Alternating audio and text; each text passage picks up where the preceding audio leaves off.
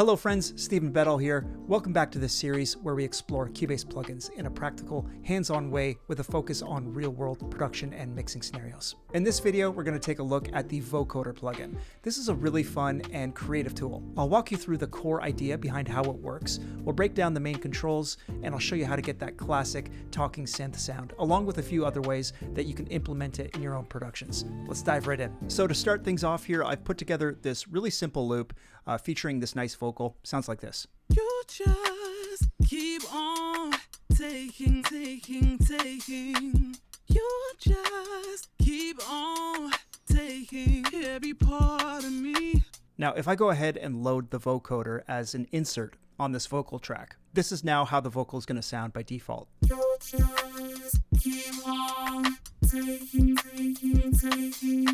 So suddenly we have this vocal that has this monotone robotic voice. Let me first explain what's happening here in this user interface.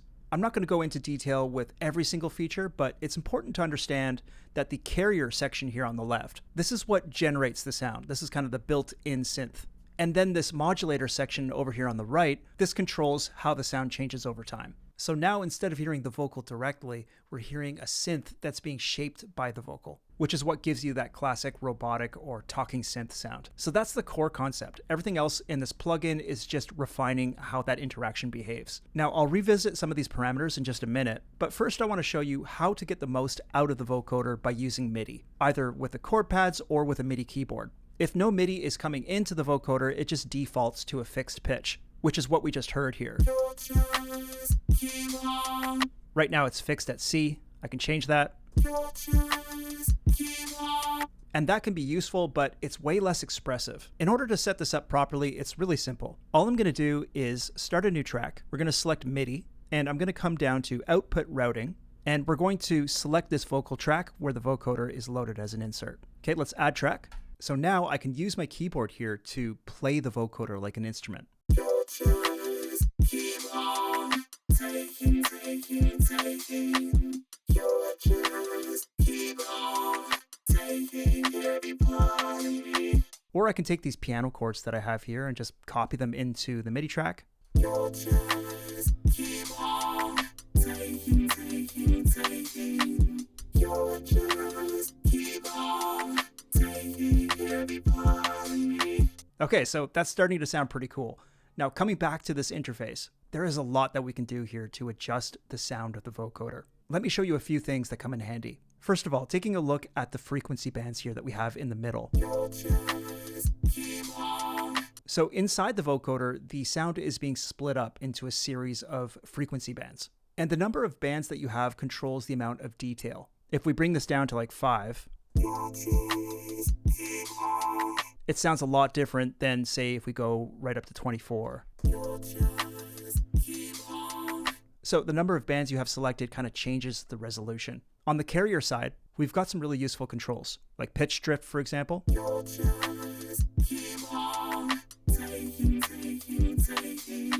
We get kind of a lo-fi effect with that. We can also introduce some noise into the signal. We can adjust the glide between note changes. We've got vibrato control, detune, fine tune. So lots of useful stuff here. Now, on the modulator side, we've got this bandwidth knob here on the top left, and this will change how wide each frequency band is. The lower you go with the bandwidth, the more thin and robotic it sounds.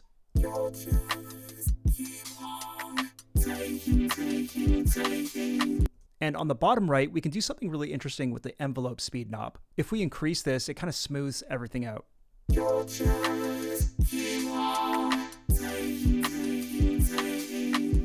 So there's more sustain and everything kind of becomes less choppy. And in the middle here, we have this talk through knob, which is really useful because we can actually add some of the original signal back into the mix.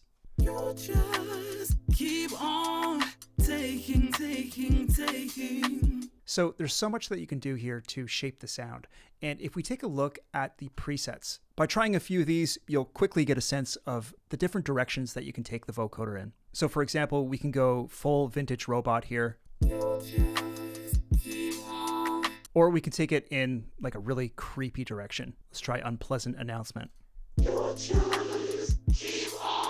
So maybe if you're working on a horror soundtrack, something like that could work. Now, I should point out that we don't necessarily have to use the vocoder as an insert on this vocal track. We can also set up the vocoder as an effects track. So if I just remove this vocoder from the vocal track completely, and I'll go ahead and add an effects track here, the vocoder selected.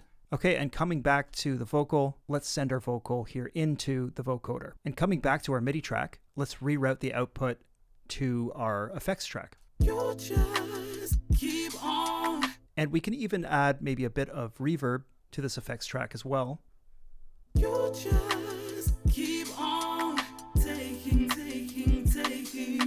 So that sounds kind of cool to me. I like having the original vocal kind of front and center in the mix and using the vocoder as kind of a peripheral effect. Quite often when you hear a vocoder, it's being used on a vocal, which is what we've been doing so far. It's that classic setup where you kind of turn a synth into a talking instrument. And while that's the traditional way of using it, it's definitely not the only way. You don't have to use the vocal as an input necessarily. We could do something totally different. So for example, let me just disable this vocal send and let's come down to this beat loop. Okay, so opening up the channel settings here, let's send this beat into the vocoder instead.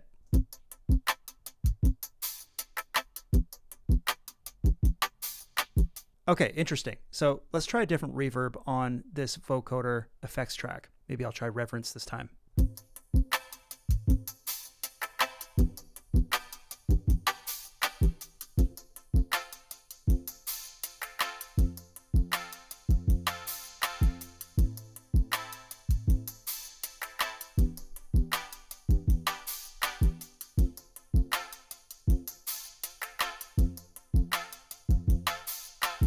So I like how that sounds. This is where you can get some really interesting rhythmic and percussive textures happening. So that's a quick look at the vocoder plugin in Cubase. Whether you're going for classic robotic vocals, adding subtle texture to your tracks, or experimenting with more rhythmic and sound design driven ideas, this is one of those tools that can open up a lot of creative possibilities once you start playing with it. If you enjoyed this video, make sure to like and subscribe and check out some of the other Cubase plugin deep dives on this channel. I'll see you in the next one.